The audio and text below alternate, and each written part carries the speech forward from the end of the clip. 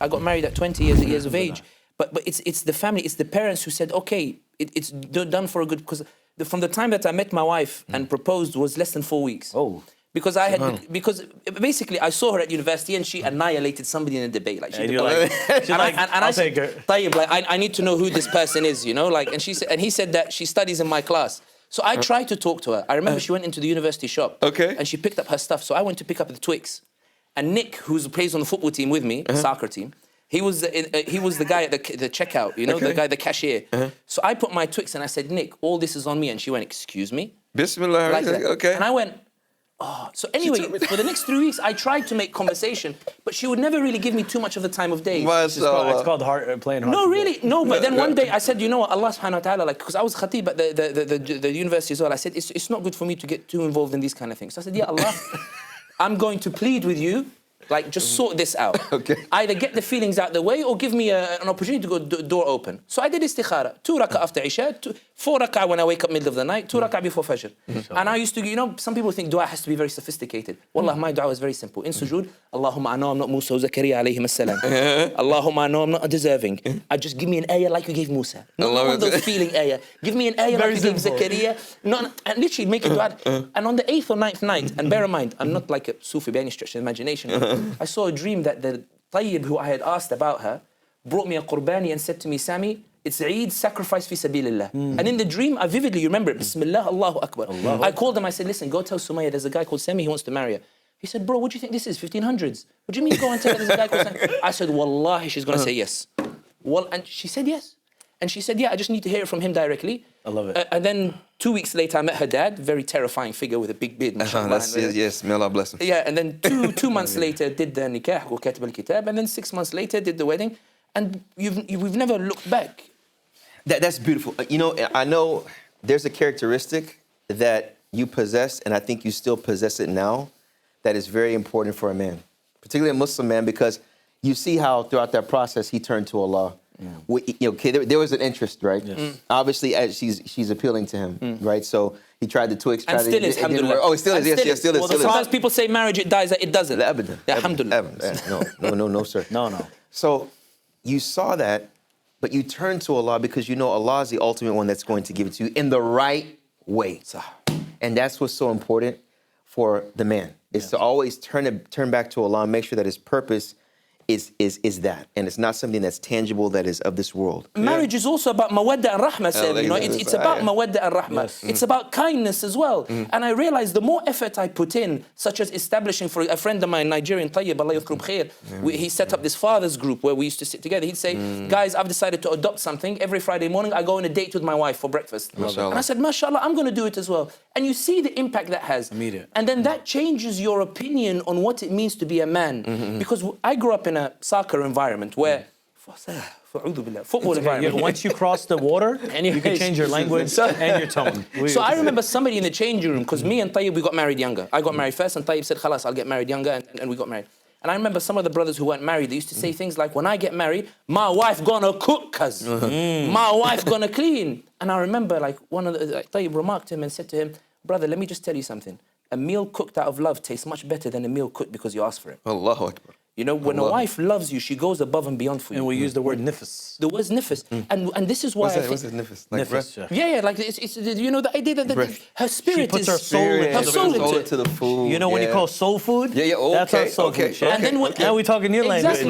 And when you go through, and when you go through that experience, this is what I mean sometimes when you realize that subconsciously, while ostensibly you think you believe in Allah's attributes or understand it, subconsciously you have these locks on your brain. So when you go back to the seerah of the Prophet Muhammad ﷺ, and you realize that he comes down from the cave of Hira, and he comes, and every writer, Ibn Hisham, to Martin Lings, they describe him as being frightened, shaking, and throwing himself into the arms of Khadija radiallahu ta'ala anha. If I was to say to the Prophet ﷺ did that, would you say that made him less of a man? Hasha. Would you say that undermined him? Hasha. What it was a demonstration of is what the marriage is supposed to be about in terms of his trust in Khadija radiallahu anha, and how Khadija viewed him in the elevation, and how she covers him. She always embraced him. And that changes the perspective of what it means to be a man in marriage afterwards. in that you grow up being taught that kindness is weakness. Don't be weak in front of her. Don't let her have her way. Don't let her have that. And you think, dude, what is this a marriage? It's not a prison, subhanAllah. You know, Well, some other brothers maybe think it's a prison. and she's worried. What she wants more than anything else